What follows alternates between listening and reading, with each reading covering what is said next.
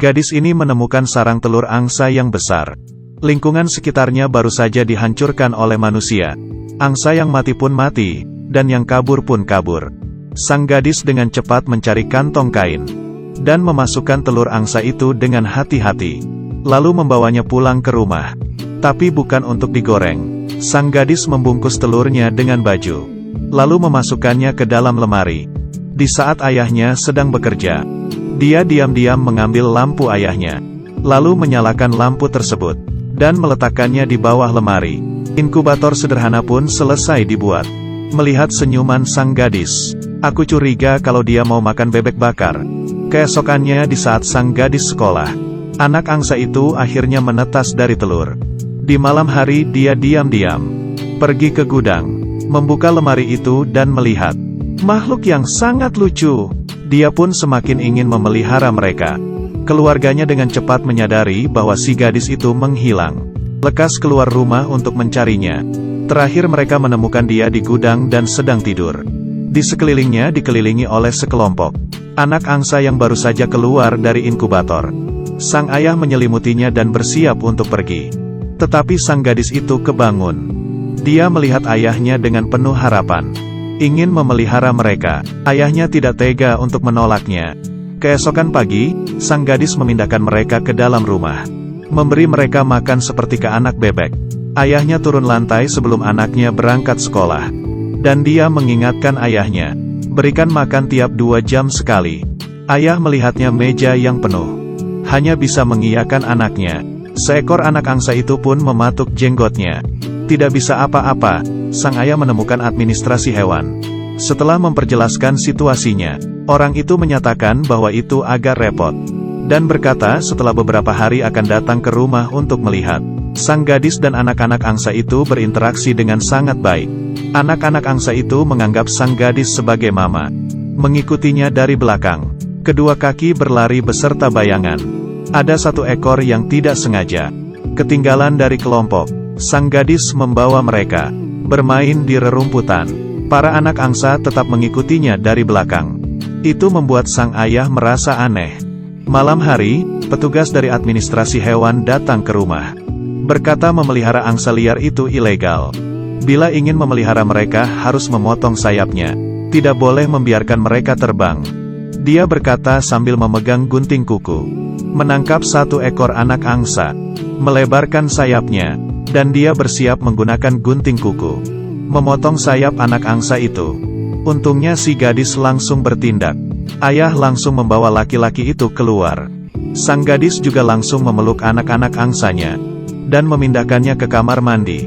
Petugas itu masih tidak berhenti membuat keributan di depan rumah. Ayah pun langsung mengusirnya. Setelah itu dia langsung ke arah kamar mandi, meminta maaf ke anaknya dengan sabar. Dia juga tidak kepikiran akan menjadi seperti ini, dan berjanji tidak akan membiarkan anak-anak angsa itu terluka. Tetapi anaknya tetap saja tidak mau membukakan pintu. Di malam hari, anak angsa itu suka bermain di air. Dia langsung tidur di dalam bak mandi.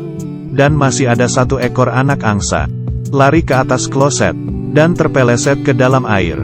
Para anak angsa sayapnya mulai tumbuh. Setiap hari sang gadis selalu membawa mereka berlarian di rumput. Sang ayah setiap hari juga tidak diam. Ia mempelajari struktur tubuh angsa, beserta situasi terbang, menciptakan sebuah pesawat ringan. Dan prosesnya cepat sudah sampai ke tahap percobaan. Dia mencoba menyetir pesawat itu terbang ke langit. Terbang sangat tinggi dan berhasil.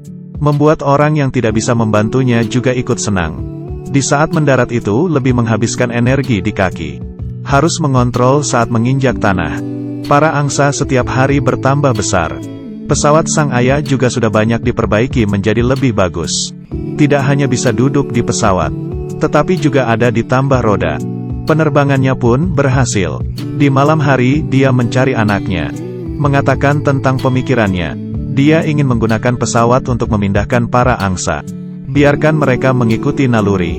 Anaknya tetap ingin mereka tetap berada di sisinya. Tetapi seperti ini para angsa hanya bisa dipotong sayapnya. Anaknya pun akhirnya mengiyakan untuk membantunya. Setiap hari ayah berpura-pura menjadi pesawat di sekeliling para angsa agar mereka menjadi lebih familiar. Tetapi tiap kali dia selalu gagal. Tidak bisa apa-apa, jadinya anaknya memakai baju ayahnya. Dan mengarahkan para angsa itu berlari ke depan. Lalu disambungkan ke ayahnya. Kali ini pun berhasil. Para angsa mengikuti dari belakang sang ayah. Akhirnya ayah pun bisa merasakannya. Bahagianya menjadi seorang ibu. Hubungan anak dan ayah ini juga ada kehangatan. Selanjutnya ayah datang lagi dengan membawa sesuatu yang berbentuk pesawat. Dan membiarkan para angsa latihan dan mengikutinya dari belakang. Selanjutnya dengan cara suara, membiarkan mereka agar terbiasa dengan suara mesin yang bergerak. Latihan ini sangat berhasil. Anak angsa pun akhirnya menjadi angsa dewasa. Di saat ayah menyetir pesawat, terbang ke langit, tidak ada seekor angsa pun yang mengikutinya. Sudah melewati beberapa percobaan. Mereka mengemudi di belakang. Semuanya gagal. Sang gadis curiga mungkin itu salahnya sendiri. Lalu mencari sebuah tempat untuk bersembunyi. Tetapi setelah tidak berapa lama, semua angsa datang ke sebelahnya. Ternyata para angsa hanya mengikutinya saja. Di saat sang ayah merasakan kegagalannya, sang gadis menyalakan pesawat. Semua angsa pun mengikutinya. Tetapi dia sama sekali tidak bisa mengontrol pesawat itu. Baru sebentar saja langsung jatuh ke bawah. Sang ayah berlari memeriksanya. Untung saja tidak terluka. Meskipun terbangnya gagal, tetapi dia sudah membuktikan ada satu cara yang bisa berhasil. Di malam hari sang ayah memutuskan untuk membuat satu pesawat lagi. Ayah ini sangatlah baik, mengajari anaknya bagaimana cara mengontrol pesawat, demi untuk memindahkan para angsa. Dan dari awal sama sekali tidak ada orang yang bisa berhasil. Para angsa melihat gadis itu terbang ke langit, menggigit tali pintu kandang hingga terbuka, lalu segera mengikutinya dari belakang. Mereka bersama-sama terbang di langit. Terbang melewati sebuah sawah. Hal ini sangatlah berhasil. Mereka menemukan sebuah suaka burung. Tetapi di sini sudah ditempati oleh developer. Bila setelah tanggal 1 November tidak ada seekor burung pun yang muncul, kita akan mulai proses pembangunan. Hal ini membuat mereka mendapatkan sebuah harapan. Perjalanan sejauh 300 km. Mereka sudah merencanakan rute mereka dahulu. Memutuskan untuk berangkat di tanggal 22. Sebelum berangkat masih tetap harus melatih para angsa. Tetapi di saat latihan, ada seekor angsa menabrak pesawat sang gadis dan jatuh ke dalam hutan. Dia membawa pulang terlebih dahulu para angsa yang lain. Di malam hari baru kembali lagi ke hutan untuk mencarinya. Tetapi petugas administrasi hewan memanfaatkan situasi di saat mereka tidak ada. Menangkap semua angsa pergi. Sang gadis sudah menemukan angsa yang terluka. Dan di saat dia sampai di rumah, dia hanya menemukan kandang yang kosong. Dan semua angsa sudah dikurung di depan administrasi hewan. Tetapi rencana tetap harus dijalankan. Mereka mengalihkan perhatian petugas. Dan yang lainnya memanfaatkan kesempatan tersebut untuk melepaskan para angsa. Sang gadis menyetir pesawat itu datang. Para angsa pun langsung terbang mengikutinya. Sekarang sudah tidak ada orang yang bisa menghalanginya. Perjalanan selama pemindahan juga tidak lancar. Mereka mengejar untuk terbang sejauh 120 km sebelum matahari terbenam. Melintasi Danau Ontario, mereka terbang melewati kota. Dengan cepat sudah sore hari. Harus mencari tempat untuk mendarat sebelum malam hari. Saat ini, pangkalan militer di danau telah menemukan mereka dan mengaktifkan kewaspadaan penuh. Mereka pun mendarat dengan megah, lalu segera dikendalikan. Tetapi para angsa menarik rasa perhatian para militer. Bahkan foto bersama mereka. Dengan begini ayah dan anak membawa sekelompok angsa.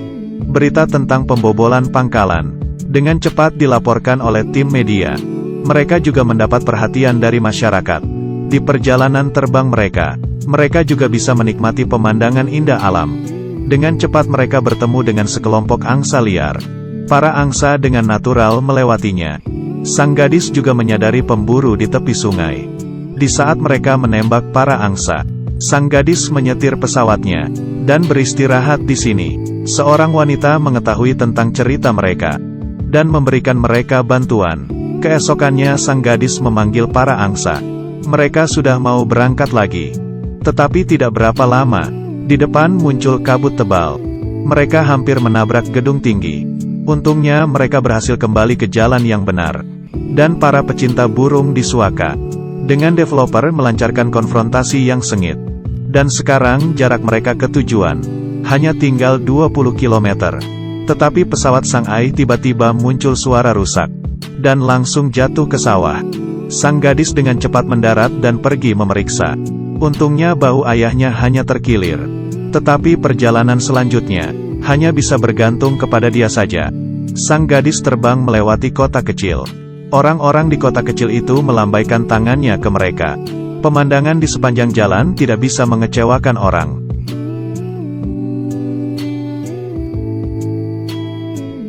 Di saat semua orang sibuk menunggu, sang gadis menyetir pesawat dan membawa para angsa.